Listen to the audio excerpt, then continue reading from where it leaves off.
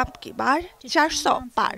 নির্বাচনের পুরো মৌসুম জুড়ে এই এক স্লোগানেই আটকে ছিল ভারতীয় জনতা পার্টি বিজেপি। 1.5 মাসে 7 দফা ভোট শেষে শনিবারের বুথ ফেরত জরিপের ফল বিশ্বাস করলে মানতেই হবে বিরোধীদের সব হাসি ঠাট্টাকে বুড়ো আঙুল দেখিয়ে শেষ হাসি হাসছেন প্রধানমন্ত্রী নরেন্দ্র মোদী। জরিপে আভাস পার্লামেন্টের মোট আসনের 2/3 নেয়ার পথে এনডিএ। ভোট গণনা শুরু ও আনুষ্ঠানিক ফল ঘোষণার বাকি আরও 2 দিন। ম্যারাথন ভোট শেষে বুথ ফেরত জরিপের উল্লেখ ছাড়াই নির্বাচনে বিজয় দাবি করেছেন চরম আত্মবিশ্বাসী মোদী। বলা হচ্ছে এবার পশ্চিমবঙ্গে তৃণমূলকে ধরাশায়ী করার পাশাপাশি ওড়িশা আর দক্ষিণ ভারতও দখলে নেবে মোদীর দল। 2019 সালের বিগত নির্বাচনে 303 আসনে জিতেছিল বিজেপি। জোটগত অর্জন ছিল 353 আসন, যা 2014 সালের নির্বাচনের চেয়েও 5% বেশি। এবারের নির্বাচনে জিতলে টানা তৃতীয় মেয়াদে ক্ষমতা গ্রহণ করে ইতিহাস গড়বেন মোদী। বার্তা সংস্থা রয়টার্সের তথ্য, 5টি প্রধান বুথ ফেরত জরিপে সর্বনিম্ন 353 থেকে সর্বোচ্চ 401টি আসনে মোদী নেতৃত্বাধীন এনডিএ জোটের জয়ের আভাস মিলেছে।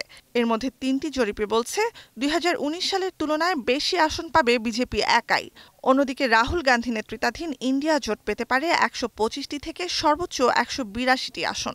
যদিও জোটগতভাবে 300-র কাছাকাছি আসনে জয়ের ব্যাপারে আত্মবিশ্বাসী কংগ্রেস।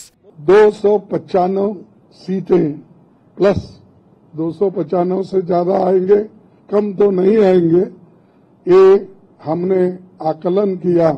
বিশ্লেষকদের মতে বিভিন্ন সংবাদ সংস্থার বুথ ফেরত জরিপ অতীতে অনেকবারই ভুল ছিল এবং নিরপেক্ষ ছিল না।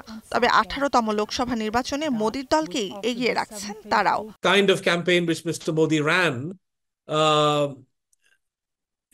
was one centered on Islamophobia, generating hate against Muslims. So if that kind of campaign has produced a smart victory, if the exit polls are correct, then that is disturbing news indeed. নির্বাচনী ইশতেহারের সবচেয়ে বড় প্রতিশ্রুতি অযোধ্যায় রাম মন্দির নির্মাণ এবং সরকারের বিভিন্ন কল্যাণ কর্মসূচি বিজেপির ভোটে ভালো প্রভাব ফেলবে বলে ধারণা করা হচ্ছে। অন্যদিকে উচ্চ বেকারত্ব, দ্রব্যমূল্যের ঊর্ধ্বগতি, বিশেষ করে জ্বালানি ও খাদ্যপণ্যের মূল্য বৃদ্ধির মতো ইস্যুকে বিবেচনায় রেখেছেন অনেক ভোটার। নুজহাত কামাল, এখন বিশ্ব।